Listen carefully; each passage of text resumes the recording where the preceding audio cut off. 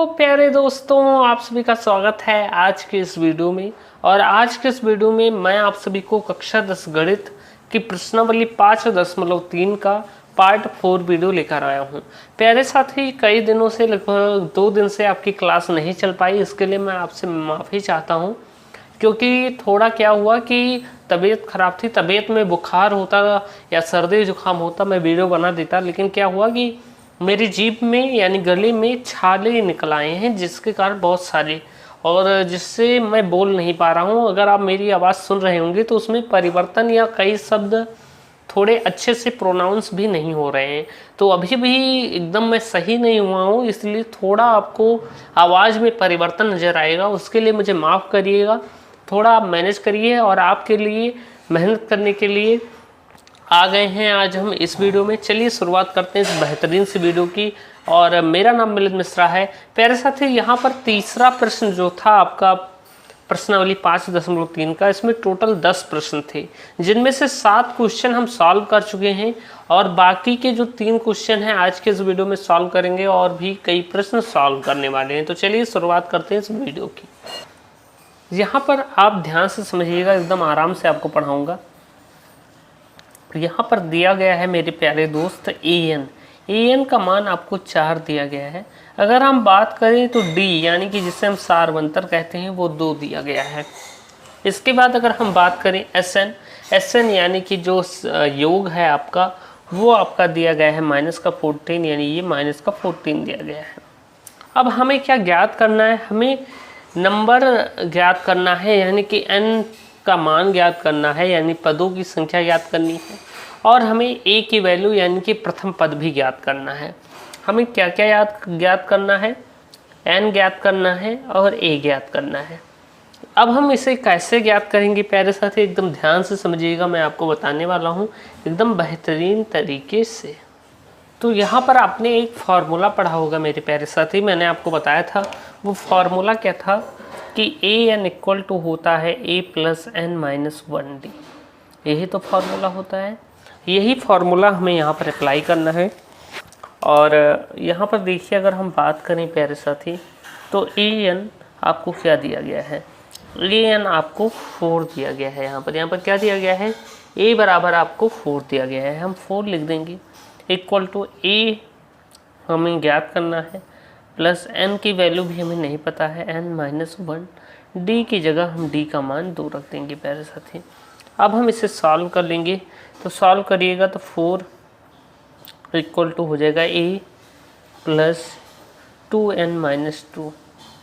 अगर हम यहाँ पर प्यारे साथी अगर हम बात करें, यहाँ पर हम कुछ वैल्यू को निकालते हैं। तो यहाँ पर हम वैल्यू निकाल लेते हैं प्यारे साथी। चलिए यहाँ पर हम a का मान निकाल लेते हैं। तो a बराबर क्या हो जाएगा?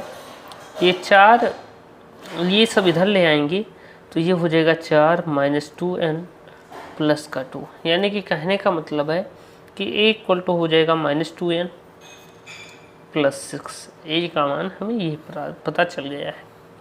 अब इसके बाद हमें क्या करना है मेरे प्यारे साथी?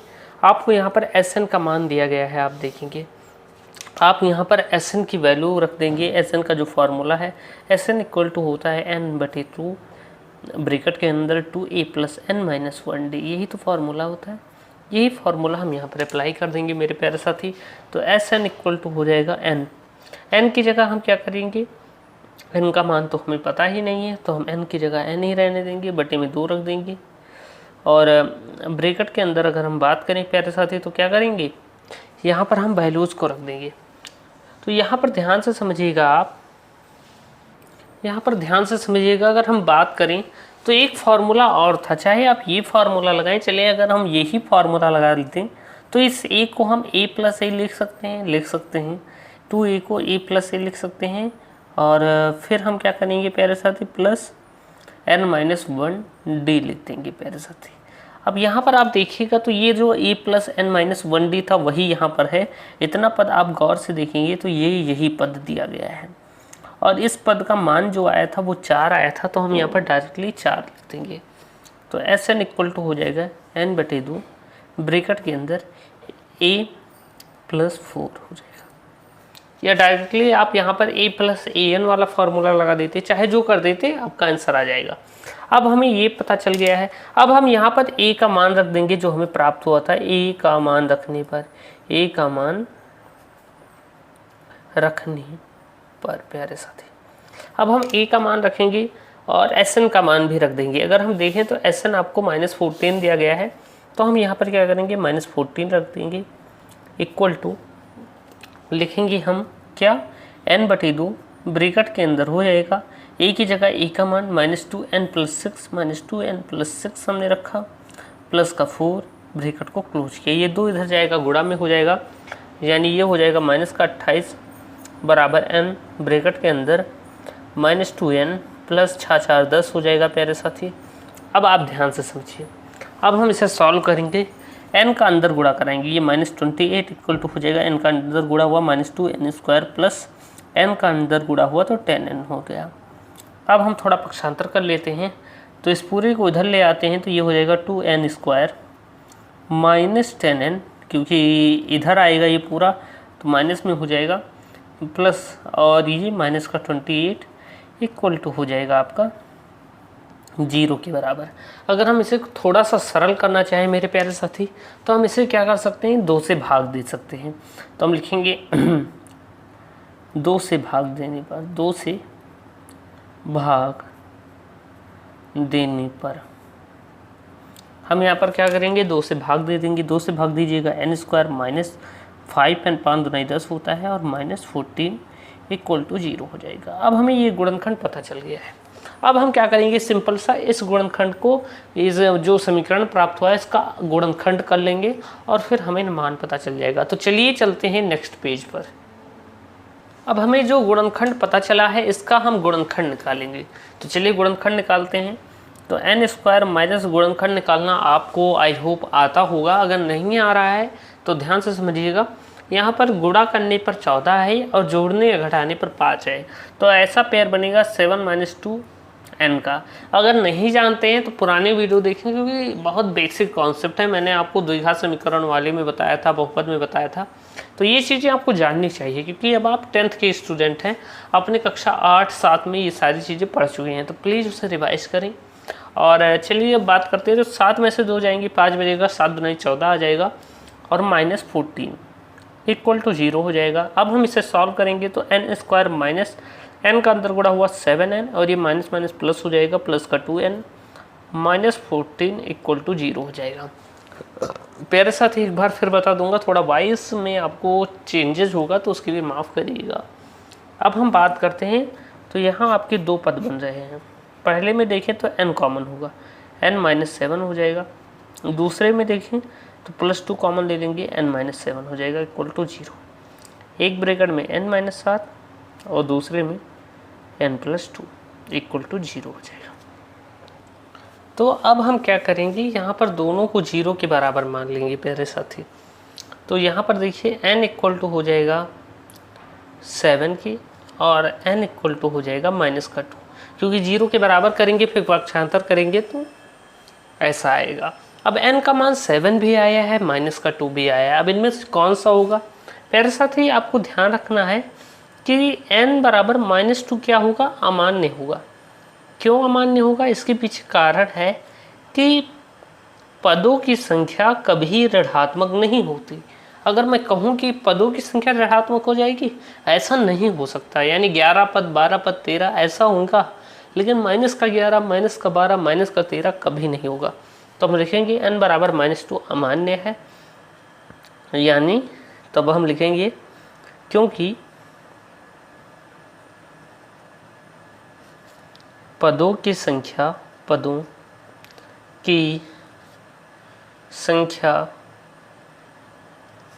ऋणात्मक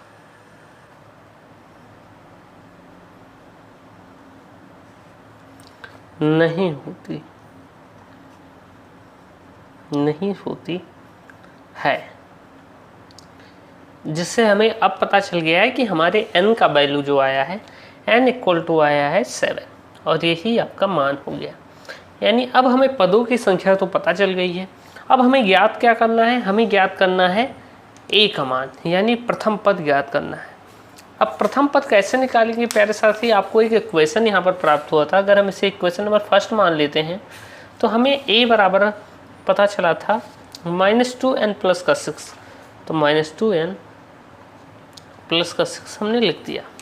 अब यहाँ पर हम वैल्यू रख देंगे, तो a का मान ज्ञात करना है तो -2 इंटू n की जगह n का मान 7 प्लस का 6 हमने रख दिया, यानी a इक्वल टू हो जाएगा 7 दूनी 14 माइनस का 14 प्लस का 6, यानी कि a इक्वल टू हो गया है माइनस का 8। यानी a का मान हमें क्या प्राप्त हुआ है, माइनस का 8, और अगर हम बात करें n का मान तो वो हमें 7 प्राप्त हुआ है। अब हम लिख देंगे, अतः प्रथम पद a बराबर माइनस का 8 और पदों की संख्या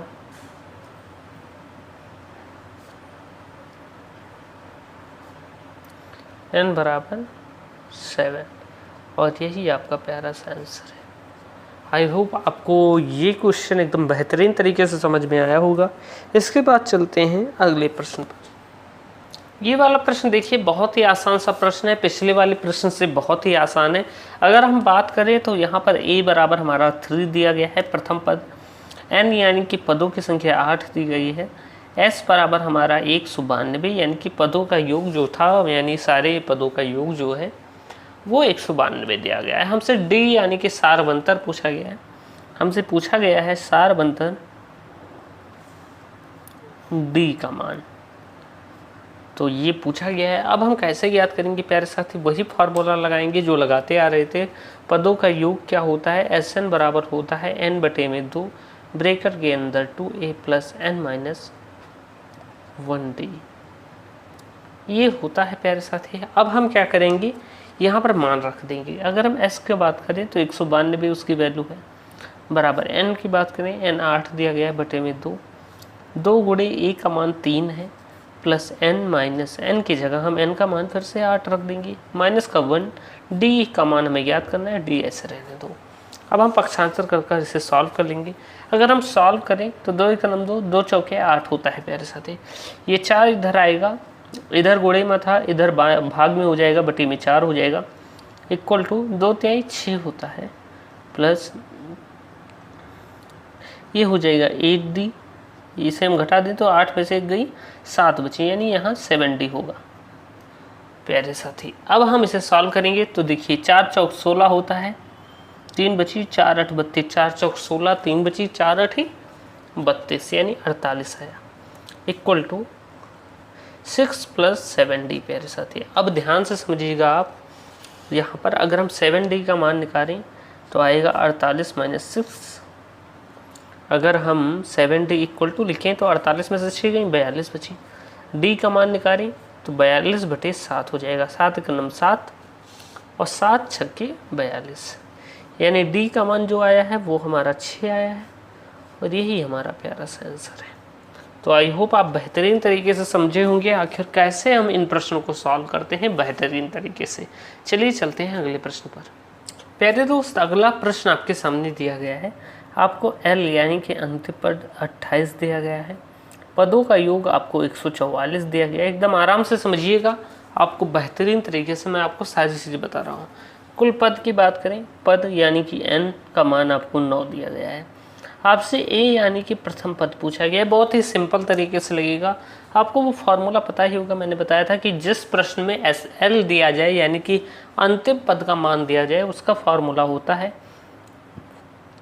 Sn बराबर n बटे 2 ब्रेकर के अंदर a प्लस l, यही तो होता है। इसी फॉर्मूले पर हम रख देंगे Sn की जगह Sn का मान 144 बराबर n की जगह n का मान 9 बटे 2, a का मान हमें याद करना है, प्लस l का मान हमारा 28 है।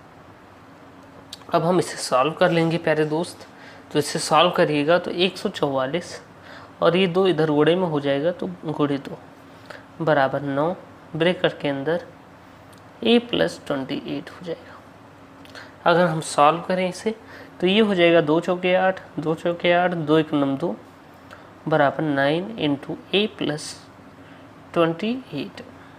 अब आप ध्यान से समझिएगा प्यारे साथी, इस n को इधर लाओगे तो बटे इस 9 को इधर लाओगे तो बटे में हो जाएगा, यानी 288 बटे में 9 बराबर हो जाएगा a + 28। 9 × 27, 1 बची 9 दूना 18, 32 आया, यानी कि a + 28 आपका आया है 32। अब हम इसे सॉल्व करेंगे, इस 28 को इधर भेजोगे माइनस में हो जाएगा, यानी a बराबर हो जाएगा 32 - 28, यानी कि अगर हम बात करें तो हमारी a बराबर आया है 4, यानी हमारा प्रथम पद क्या प्राप्त हुआ है, 4 प्राप्त हुआ है, यानी हम यहाँ पर लिख सकते हैं अतः प्रथम पद बराबर a बराबर 4, और यही आपका प्यारा सा आंसर है।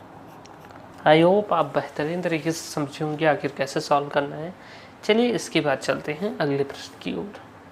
प्यारे साथी, अगला प्रश्न आपके सामने आ गया है, बहुत ही अच्छे तरीके से समझिएगा, थोड़ा टिपिकल है लेकिन लंबे विधि से लगेगा, लेकिन आसानी से आपको समझा दूंगा सारी चीज़ें।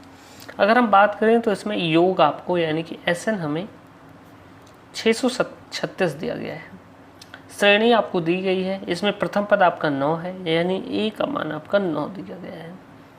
अगर हम d की बात करें तो d सारवंतर होता है a2 - a1। a2 की बात करें ये आपका a1 है, ये a2 है, ये a3 है, तो आप a2 में से a1 घटाएंगे तब d आएगा, a3 में से a2 घटाएंगे तब भी d आपका आ जाएगा। तो हम क्या करेंगे, a2 में से a1 घटा देंगे, यानी 17 - 9 कर देंगे, तो यहाँ पर क्या आएगा, 8 आएगा, यानी कि d की वैल्यू हमें क्या पता चल गई है, 8 पता चल गई है, 9 8 17 होता है। अब ध्यान से समझिएगा, अब हमें इतनी चीज़ें पता चल गई हैं, हम डायरेक्ट योग वाला फार्मूला लगाएंगे जो था SN बराबर n/2 ब्रैकेट के अंदर 2a + n - 1d। यही तो फार्मूला था, हम यही लगा देंगे। यहाँ पर बात करें तो SN आपका 636 दिया गया है बराबर n की जगह n का मान हमें ज्ञात करना है, पद लेनी चाहिए पूछा गया है, पदों की संख्या हमें ज्ञात करनी है, ऐसे रहने दो। 2 × a की जगह e की वैल्यू 9 रख दीजिए, प्लस n की जगह n का मान हम रख देंगे, नहीं पता है तो n - 1 ऐसे ही रहने दो। d की जगह d का मान 8 हमने रख दिया और ब्रैकेट क्लोज कर दिया। अब ध्यान से समझिएगा मेरे प्यारे दोस्त, इस 2 को इधर लाओगे तो गुणा हो जाएगा, 636 गुणे में 2 हो जाएगा बराबर n ब्रैकेट के अंदर 9 दूना 18 प्लस 8 का अंदर गुणा हुआ 8n - 8। ये इसका दुगना करेंगे, 2 × 6 12 के 2 हासिल हैं, 1 2 3 6 1 7 और 2 × 6 12, यानी 1272 आया आपका।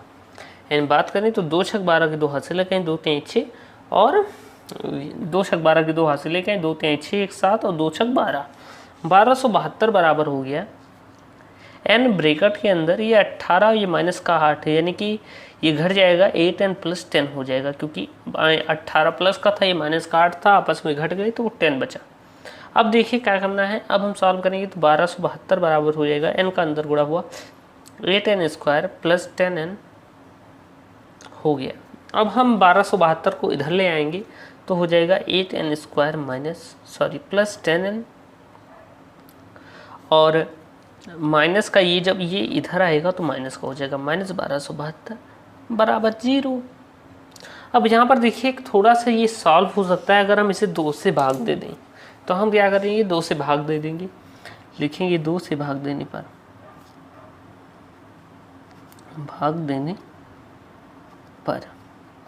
अब हम यहाँ पर क्या करेंगे प्यारे साथी, 2 से भाग दे देंगे तो यहाँ पर 4n² + 5n - 636 बराबर 0 हो जाएगा। अभी 2 से गुणा किया था तो 1272 आया था, भाग करेंगे तो फिर 636 आ जाएगा। अब यहाँ पर गुणा करने पर कह रहा है 636 है, जोड़ने इसका 4 गुना, 636 का 4 गुना करोगे तो गुणा करने पर उतना आना चाहिए और जोड़ने या घटाने पर 5 आना चाहिए। तो ऐसे कंडीशन जब भी दी जाए तो आपको क्या करना है, जहाँ पर आपका कॉमन फैक्टर ना बन पाए किसी या टाइम लगे, वहाँ पर आप द्विघाती सूत्र डायरेक्ट अप्लाई कर दीजिए।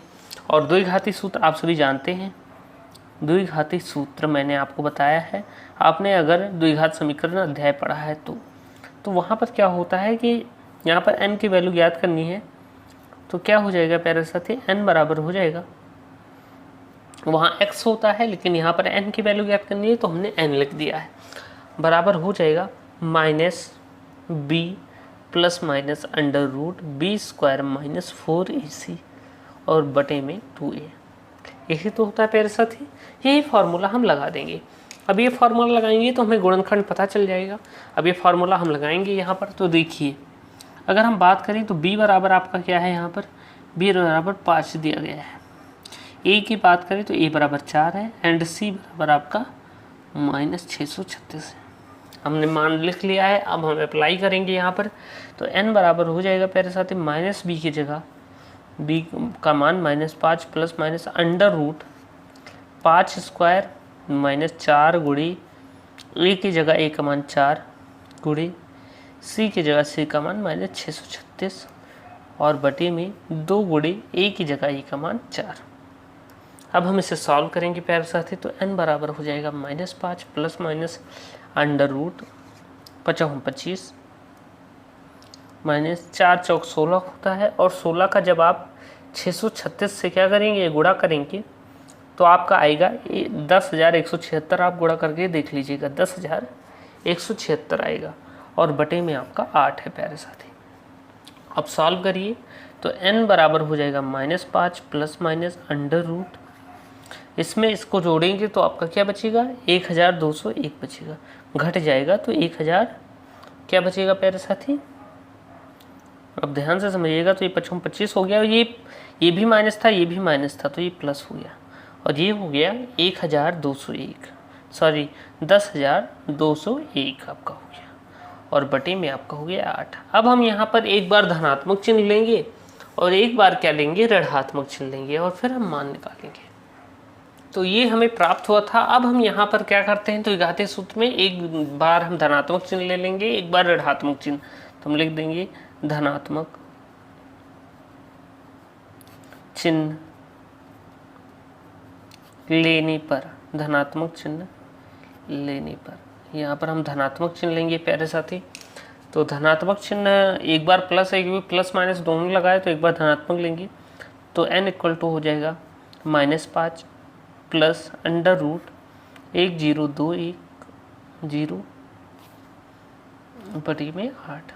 तो 10,201 का जो आपका अंडर रूट होगा जब आप निकालेंगे, वर्गमूल आएगा, वो आएगा आपका 101। क्या आएगा, 101 आएगा और बटे में हो जाएगा आपका 8। आप इसे सॉल्व करेंगे प्यारे साथी, तो क्या आएगा, यहाँ पर आप सॉल्व करेंगे तो यहाँ पर आएगा 96, यानी 96 बटे 8 आएगा। 12 8 96 होता है, यानी n बराबर हमें क्या पता चल गया है, 12 पता चल गया है। अब एक बार हम ऋणात्मक चिन्ह भी ले लेते हैं, तो अब हम लिखेंगे ऋणात्मक चिन्ह लेने पर, ऋणात्मक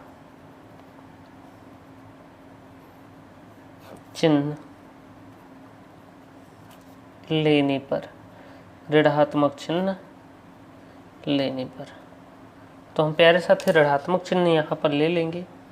तो ऋणात्मक चिन्ह की बात करें तो n बराबर हो जाएगा आपका, यहाँ पर अगर हम बात करते हैं ऋणात्मक चिन्ह लेने पर प्यारे साथी, तो n बराबर आपका हो जाएगा -5 और वहाँ पर प्लस लिया था, आपकी बार हम माइनस लेंगे, अंडर 10,201 बटे में 8 हो जाएगा आपका।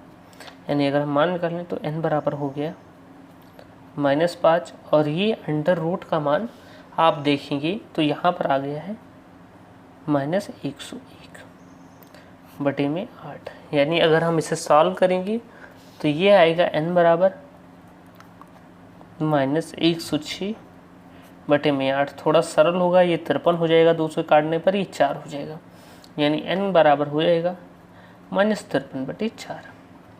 लेकिन प्यारे साथी ये अमान्य होगा। मैंने आपको बताया था कि पदों की संख्या कभी भी क्या नहीं हो सकती, ऋणात्मक नहीं हो सकती। तो हम लिखेंगे n बराबर -53 बटे 4 अमान्य है, क्योंकि पदों की संख्या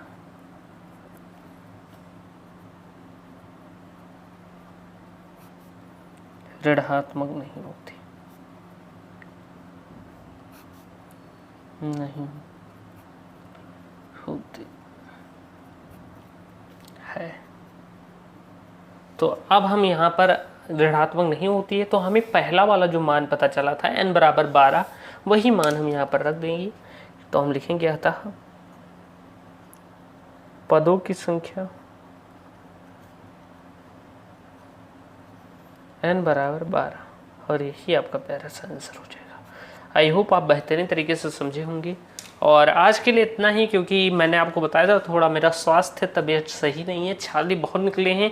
किसी तरह इतनी मेहनत कर कर मैंने आपको इतना देर पढ़ा दिया है, 25 मिनट, क्योंकि डॉक्टर ने मना भी किया है अभी बोलने से ज़्यादा, तो इतना काफ़ी है। मैंने आपके लिए पढ़ाया, एक क्लास चलाई है, तो प्लीज़ आप भी सपोर्ट कीजिए। इतना टीचर्स हमसे भी इतना मेहनत कर रहे हैं, तबीयत ख़राब रहती है तब भी आपके लिए वीडियो बनाते हैं।